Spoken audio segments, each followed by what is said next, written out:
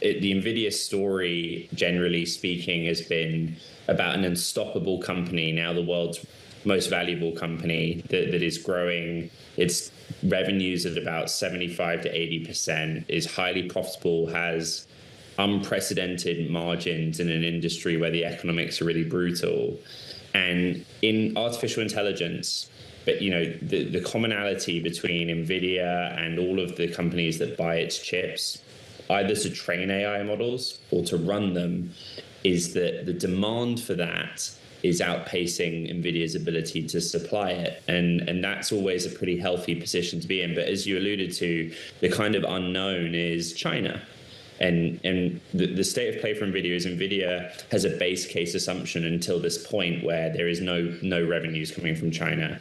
And so you guys tell me, what was the conclusion of So we've been talking about it all morning, Ed. It's still a little murky. Yeah. We don't know. Yeah, and so the sell-off on Friday, that's the whole point. It turns out you can get a last-minute seat on Air Force One to go to the president. Seats are available. Get the jump seat. But it doesn't guarantee you at the outcome that you wanted to going there. But I mean, Nvidia wasn't the only one to see a dip on Friday. You also saw Micron, Intel, a bunch of these tech stocks losing more than 5%. Is this because those valuations are not realistic and the rubber is starting to meet the road there? Is this signs of a bubble, or is this just signs of the inputs and the factors you were just talking about? Yeah, probably a little bit just giving back after many, many weeks of what a lot of people in the markets were calling a melt up, right? And so you always have to think about relative performance. I love to stare at squiggly lines on charts. I know that you guys probably saved the Bloomberg This Weekend audience from that, and I commend you for it. But sometimes you just got to look at the We're an audio-first product, so they generally discourage us from using too many squiggly lines, because then we have to describe what people are seeing. But I completely get it. So the squiggly line on Friday, as you quite rightly point out, was pretty sharply downward. But if you extrapolate out and look at Nvidia in particular, since the end of March, it's just been on an astonishing run. I think it was up sort of 47% through Thursday's close. And all these other stocks that are associated with it had like a year's worth of gains in just a few weeks. Broadly speaking, equity markets kept hitting records. The S&P 500, the NASDAQ 100 is my favorite index because it's a tech-heavy one. And Nvidia in the first 2 weeks of May accounts for most of that. So I think part of it was just saying, okay, we were about to have earnings. What did we actually learn from China? We're not sure. Everyone's kind of scratching their head. Everyone on Friday took a breather. We were on air yesterday as details of some of these deliverables came across the terminal having to do with agriculture and tariffs. Are we still awaiting perhaps word on China's appetite for these Nvidia chips? We saw Jensen Huang supping noodles around Beijing and enjoying the local scenery and drinks, all of that. But is he or are they still optimistic that there could be some announcement here in the days ahead? What the president said was that he discussed the issue of H200, which is a depowered variant of, or a lower power variant of a prior generation of chip that Nvidia makes, not its latest chip.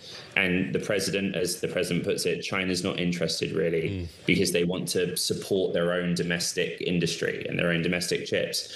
And so the reason that I was joking, but the reason everyone's saying, well, what was the net outcome of that trip is nothing's changed. The US had already licensed Nvidia to be able to allow to export their chips from the US to China on a technical basis. Jensen said in March, I've got orders from Chinese companies, but it isn't up to either of those people, the president of the United States or Jensen Huang. China isn't allowing them to do this yet. And so, again, it's a base case assumption of zero. Ed, before we let you go, we've only got about a minute left, but you are heading to Vegas for the Dell Technologies World Conference. You're going to speak to Jensen Huang along with Dell CEO Michael Dell. What are you expecting, and what should we be on the lookout for? Yeah, they're very close business partners, very close personal relationship. Dell assembles servers. Servers go into data centers, and it's as simple as that. And, historically, Nvidia didn't sell its chips directly to the market. It needed Dell to sell to all kinds of companies. They're trying to make the idea of owning your own data center great again, what we call on-prem, but don't rely on cloud computing companies. Build your own. And that's kind of a bit of what the story will be. But please tune in and I welcome all audience questions, you know where to find me. I always love it when you guys submit your questions too. Let me just pick up on this quickly. I don't know if you want my questions, no, we don't want but probably questions. David's. Yeah. But this is a thing now. We have Jensen Huang with another CEO. They sit down and compliment. This is something that they really like. NVIDIA likes to play up, the point of partnership. I'm just stating I have no idea if it's a part of the deal, a part of the contract between one company and another, but Jensen appearing alongside one of his partners in an interview or on stage is something that's happened regularly for the last 3 years.